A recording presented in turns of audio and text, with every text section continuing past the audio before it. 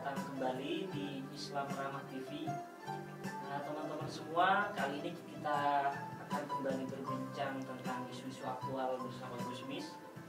Pembahasan kali ini kita adalah fikih sholat id di rumah. Jadi tahun ini kita berbeda, Gus. Ya. Menggelar sholat id kita agaknya berbeda ini. Fatwa MUI sudah menganjurkan kita tidak di masjid sholat.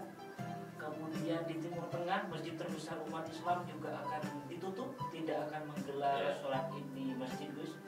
Tetapi tampaknya di berbagai daerah ini masih ada pemerintah yang justru membolehkan, bahkan menganjurkan sholat id di tanah luas, tanah lapang atau di masjid. Nah, ini bagaimana kita menyikapi seperti ini, Gus? Ya, saya beberapa hari yang lalu itu nge-tweet yang isinya kira-kira bahwa NU dan Muhammadiyah sudah jauh-jauh hari mengeluarkan pandangannya atau dalam bahasa fatwanya agar sholat di rumah, sholat tarawih di rumah, sholat id di rumah. Tapi kemudian beberapa kepala daerah membolehkan sholatnya di masjid karena alasannya zona hijau, belum ada yang terpapar COVID-19. Ada alasan yang lain bahwa ya ingin beribadah. Nah, tentu saya mengkritik kenapa ini tidak ada koordinasi di pemerintah. Setahu saya Menteri Agama sudah menegaskan bahwa agar sholat di rumah saja. Di tengah kesimpang siuran ini memang harus ada sikap yang tegas dari kita, ya. Alasan tadi bahwa zona hijau di Indonesia ini sekarang, zona hijau dan zona merah ini tidak bisa kita jadikan sebagai barometer bahwa tidak ada penderita positif COVID ini. Kenapa? Karena tes kita, tes coronanya COVID ini termasuk yang terendah. Sehingga kalau kita lihat memang kita belum melakukan tes corona secara masif. Maka tidak bisa diberlakukan zona merah dan zona hijau. Artinya termasuk fatwa NU tentang sholat tarawih, bahwa NU kan berfatwa bahwa kalau di zona merah tidak apa-apa sih tidak melaksanakan sholat Jumat. Tapi kalau zona hijau harus sholat Jumat di masjid, ya kan, harus sholat Jumat misalnya. Saya bilang ya itu kalau di negara-negara yang memang tes COVID-nya secara masif seperti di Singapura atau di Amerika atau di Itali, di Inggris, Spanyol boleh lah kita bicara zona merah, zona hijau. Tapi di Indonesia tes itu tidak berlaku masif, sehingga kita tidak tahu mana yang zona merah dan mana zona hijau. Maka di tengah situasi seperti ini berlaku hukum darul mafasid muqaddamun ala jalbil masalih, bahwa kita meninggalkan dampak-dampak negatif daripada kita mengambil manfaat dengan melaksanakan ibadah secara berjamaah. Faktanya masjid menjadi salah satu penularan COVID-19. Itu fakta. Banyak sekali berita-berita. Di Jakarta saja masjid-masjid, mohon maaf, jamaah tabligh menjadi salah satu pusat atau klaster dari penyebaran COVID-19. Banyak sekali cerita-cerita. Jadi saya berpandangan bahwa sebaiknya kita beragama yang membawa kemaslahatan. Jangan mau menangnya sendiri.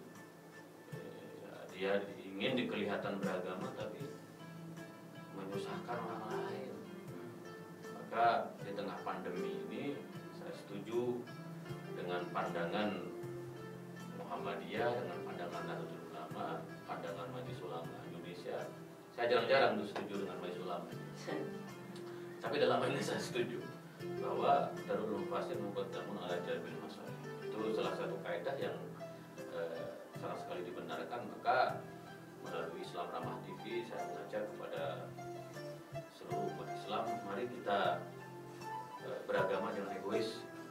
Kita beragama secara rasional, beragama yang betul-betul mematuhi protokol kesehatan, dan kita harus hati-hati karena bagaimanapun dalam agama itu nafas, menjaga jiwa supaya kita tidak menjadi korban dari COVID-19. Jadi sekali lagi bahwa dalam pandangan para ulama mengatakan sholat di rumah, sholat Idul Fitri di rumah itu sama saja pahalanya dengan sholat Idul Fitri di masjid, bahkan pahalanya lebih besar dalam konteks saat ini. Iya. Kenapa? Karena la dorar wa la dirar. Kalau kita sholat di masjid itu bisa membahayakan orang lain karena dikhawatirkan ada orang yang positif, terpapar positif COVID. Nah, oleh karena itu supaya menghambat, mencegah penyebaran COVID-19, maka sebaiknya sholat di rumah. Jadi para ulama mengatakan bahwa pahalanya sholat Idul Fitri di rumah itu sama dengan pahalanya sholat Idul Fitri di masjid, bahkan lebih. Bahkan lebih. Kenapa? Karena menyelamatkan jiwa, sehingga tidak ada klaster-klaster baru lagi. Maka kita beragama jangan egois gitu. Dan kita minta kepada pemerintah sekali lagi juga tegas, karena ini kan menyelamatkan Indonesia. Kita tidak ingin kasus korban dari COVID-19 ini terus membesar. Apalagi hari-hari ini kita melihat bahwa yang positif itu kan jumlahnya naik terus. Jadi ini memang bulan Mei, bulan di mana menurut analisis ahli pandemologi bahwa ini puncak dari penyebaran COVID. Tapi kalau sholat nanti dipaksa di masjid, seperti yang kita lihat sekarang masih ada yang sholat Jumat di masjid, atau kemudian tarawih di masjid. Kalau ini dibiarkan, maka ya ini akan terjadi satu kurva yang terus naik gitu. Jadi kita tidak bisa berharap bahwa kita semakin cepat membuka karantina atau PSBB ini. Jadi mari kita beragama yang membawa kemaslahatan. Jadi artinya fatwa-fatwa MUI itu membolehkan asalkan daerah itu hijau, tidak bisa menjadi ukuran. Tidak bisa, sebenarnya tidak bisa. Karena tidak ada. Tadi tes kita tidak sebanding ya, dengan ini. Kita tidak tahu bahwa ada ini zona merah, zona hijau. Yang ada di kita lampu hijau, lampu merah itu aja. Tapi kalau zona merah, zona hijau itu tidak bisa di Indonesia.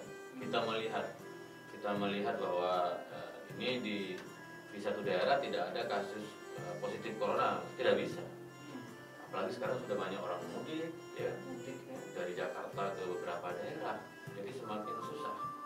Maka Darul Ulama Fasih tadi itu muqaddamun ala jami masalah. Dalam hal ini fatwa Muhammadiyah lebih clear. Muhammadiyah mengatakan sholat Id di rumah. Tidak ada membolehkan apabila. Iya, Muhammadiyah itu Muhammadiyah itu jauh lebih clear, lebih jelas. Ya kan? Lebih jelas sholat Id di rumah. Dan kita mengacu tadi disebutkan bahwa di Masjidil Haram, kemudian Masjid Nabawi, Masjid Al Azhar di Mesir pun itu hanya digelar oleh imam dan beberapa orang saja secara simbolik. Masjid-masjid lain itu ditutup. Para ulama, lembaga fatwa Mesir dan Al Azhar sudah mengeluarkan bahwa sholat Id di rumah. Jadi memang yang lebih ditekankan dalam ulama fasihnya ya. Iya. Kita akan berbicara ini, Gus. Masyarakat ini kan baru, hal baru. Boleh jadi kita tidak tahu. Saya pun tidak pernah, Gus, mengalami situasi seperti ini di mana harus sholat di rumah ini. Nah, sebetulnya bagaimana ini, Gus? Kita sholat di rumah itu apakah nanti juga ada khutbahnya, apakah nanti ada ketentuan makmumnya berapa, itu seperti apa gambaran umumnya? Ya, pertama yang harus diketahui bahwa sholat Id ini sunnah muakkadah dalam mazhab Imam Syafi'i, mazhab yang dianut oleh kita.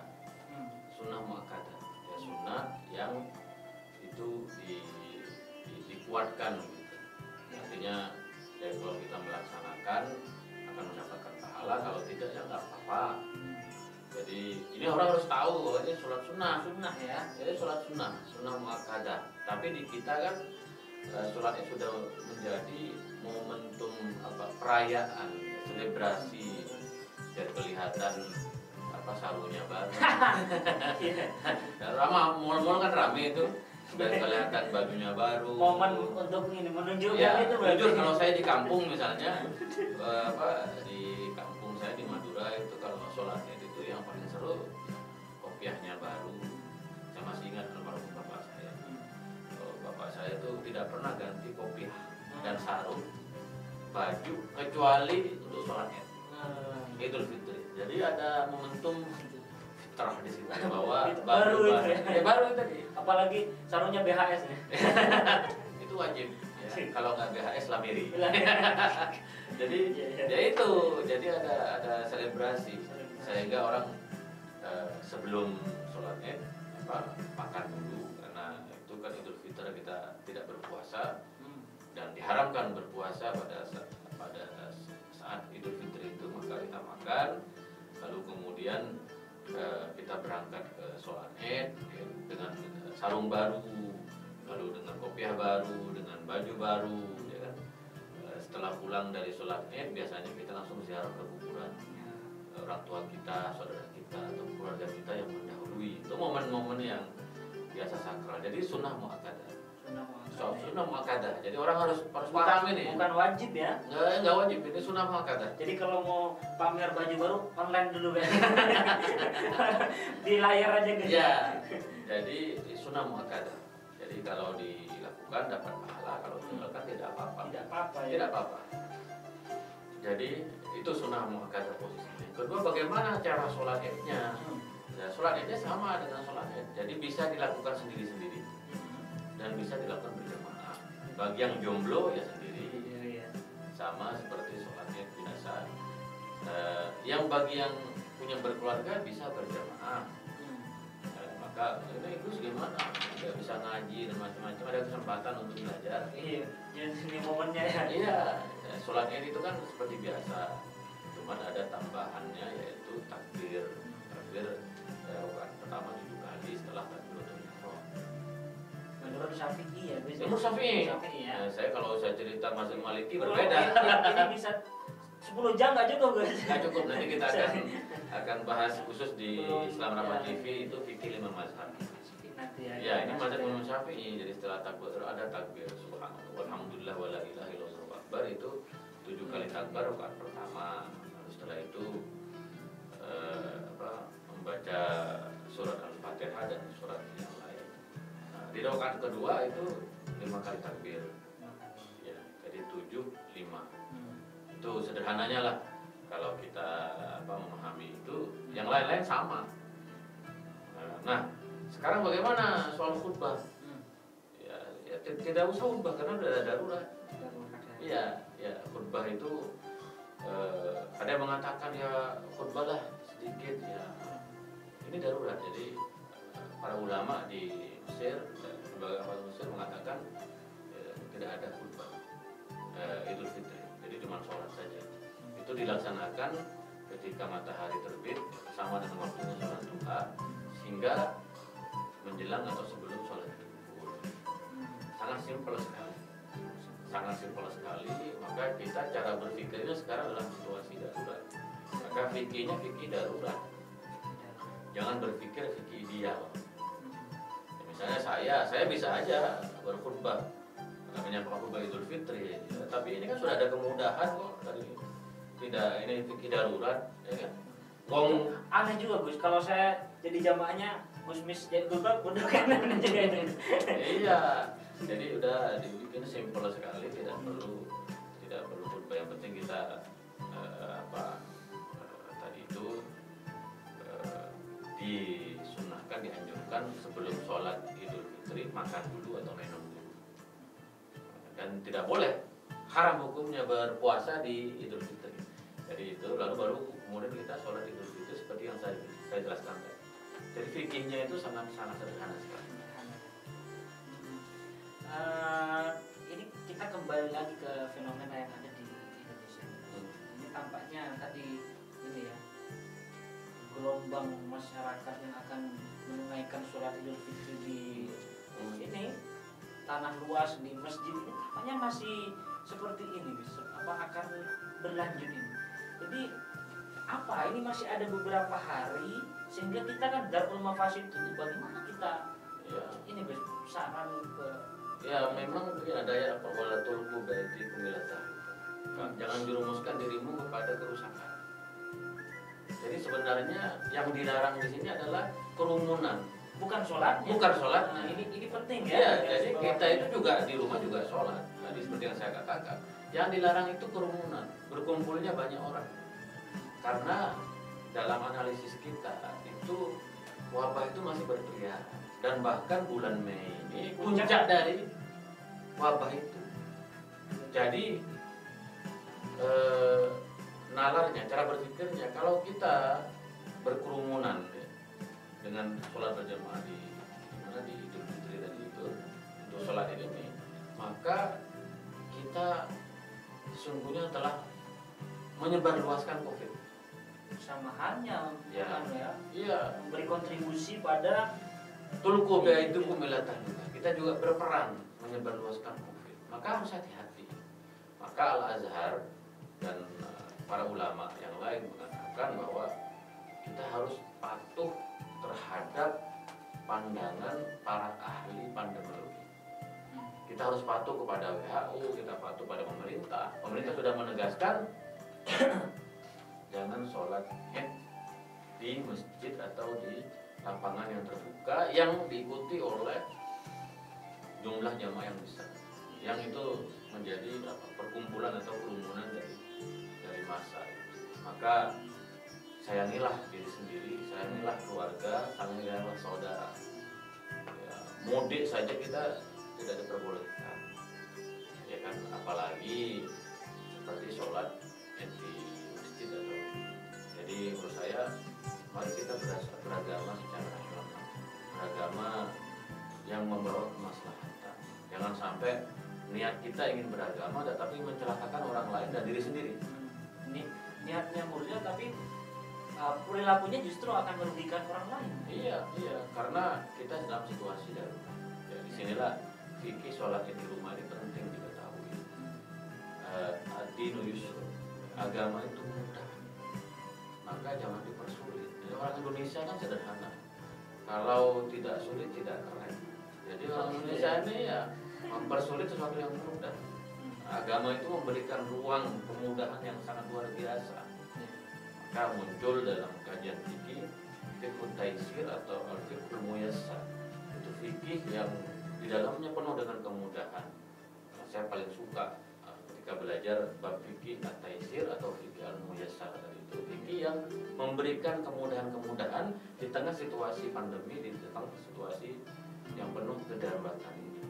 Maka beragama di tengah pandemi itu harus melihat aspek-aspek yang merugikan, aspek-aspek yang membahayakan harus diutamakan daripada aspek-aspek sekedar mendapatkan pahala, meningkatkan gairah keberagamaan. Mari kita cintain keluarga, mari kita cintain tetangga kita, saudara kita, supaya mereka tidak terdampak COVID ini.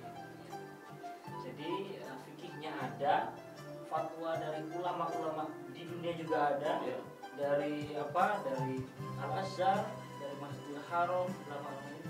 Nah, kira-kira fatwa dari MUI, Nahdlatul Ulama yang tadi masih ada beberapa hal itu, bila itu, kira-kira bisa direvisi kemudian kita fatwakan ulang supaya ini masyarakat tidak perlulah menggelar sholat ini di. Ya memang ini harus ada keteladanan. Pemerintah harus tegas. Ketegasan. Harus tegas. Pemerintah harus tegas.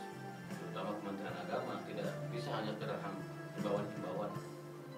Ya, harus bisa pendekatannya persuasif, berdialog dengan pengurus masjid, dengan keluarga. Kementerian Agama mempunyai perwakilan ya hingga tingkat kecamatan. Itu bisa kalau pemerintah itu mau, dan masyarakat kita itu patuh pada pemerintah. Ya, bisa melibatkan tokoh-tokoh masyarakat juga. MUI itu kalau tidak salah juga berada di bawah naungan Bimas Islam, Departemen Agama. Jadi kalau mau pasti bisa. Kalau mau pasti bisa. Jadi kita memberikan penyadaran. Jadi tidak ada lagi alasan zona hijau, zona merah. Di Indonesia ini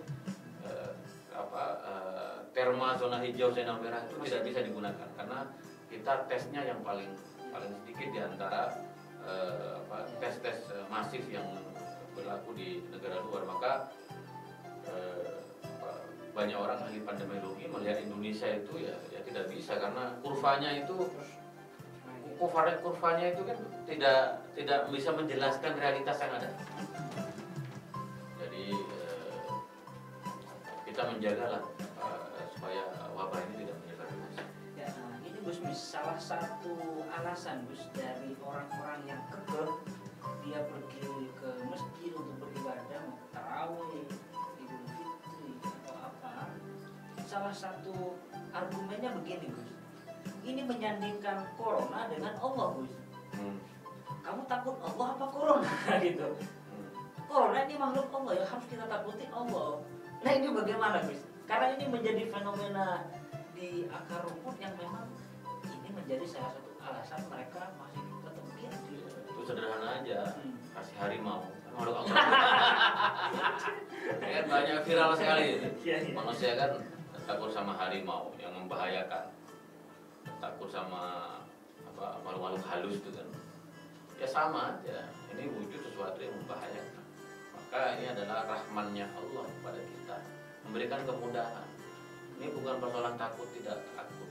Ini persoalan bagaimana kita, kata Nabi Muhammad itu, kalau ada di sebuah wilayah ada wabah, kamu jangan mendekat,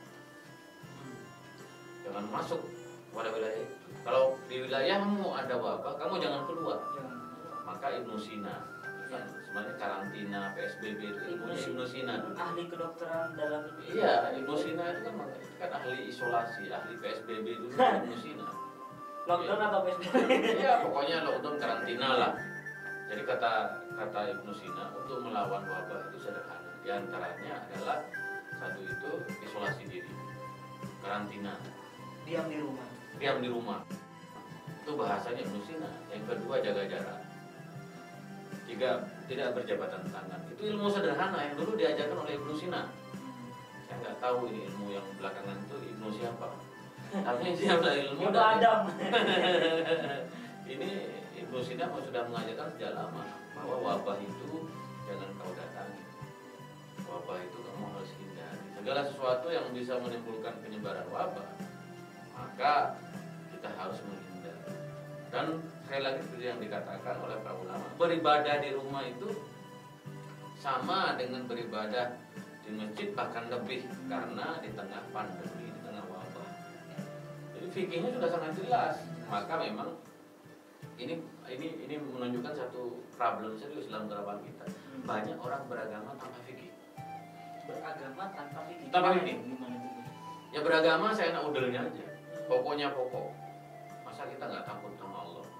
Itu mengatakan itu mall itu nggak dilarang orang belanja, kenapa masjid dilarang? Itu bukan soal begitu, sama-sama salah. Yang di mall juga salah. Ya itu tidak patuh kepada peraturan, protokol kesehatan, PSBB, itu juga salah, nggak bisa dibenarkan. Begitu pula sholat di masjid berjamaah di tengah pandemi. Jadi kita jangan membandingkan dengan sesuatu yang salah. Itu ibaratnya orang puasa di tengah di siang hari makan, ada yang ikutan Gus, itu dia juga makan. Jadi bisa jadi sesuatu yang salah itu tidak bisa dijadikan dianalogikan. Iya. Jadi sekarang mari kita waspada dengan penyebaran COVID ini, karena faktanya sekarang ini bulan Mei ini puncak-puncaknya ketika kita akan menggelar sholat Id. Jadi mari kita patuh. Islam memberikan rukhsah dan taisir, dari kemudahan untuk kita bisa sholat di masjid. Dan ini sunnah muakkadah gitu. Iya. Orang harus paham ini sunnah muakkadah. Sunnah muakkadah. Ini bukan sebuah kewajiban. Walaupun ada yang mengatakan bahwa ini adalah fardu, tapi ya lebih tepatnya adalah sunnah muakkadah. Kembali ini tadi berarti persoalan kita ini memang soal edukasi ya. Sejarah sudah membuktikan wabah ada, tokohnya Islam juga ada mempraktikkan bagaimana seharusnya kita ini. Tampaknya memang problemnya di edukasi masyarakat ya. Ya kita ini kan 1 bulan berpuasa, 1 bulan berpuasa. Puasa itu kan menahan diri dari emosi, dari ego. Ya. Ya mestinya hikmah dari puasa itu mari kita menggunakan hati nurani, menggunakan akal sehat. Ya gagal dong puasanya kalau kita ego harus ke masjid. Ini ada wabah, kata Nabi jangan kau datangin itu wabah. Ya. Lalu kemudian kamu jangan menjerumuskan dirimu kepada sesuatu yang bisa mencelakakanmu gitu.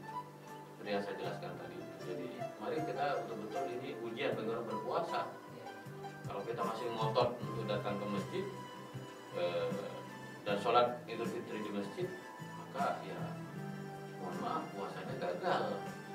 Dan oleh karena itu beragama itu harus dengan fikih. Harus dengan fikih. Dan fikih itu nanti ada yang namanya bab rukhsah, bab darurat, lalu kemudian ada maqasidus syariah. Tujuan dari beragama itu membuat kita itu nyaman hati, akalnya sehat, tidak mencelakakan orang lain. Jadi marilah tolonglah negeri ini, tolonglah diri kita, tolonglah keluarga kita.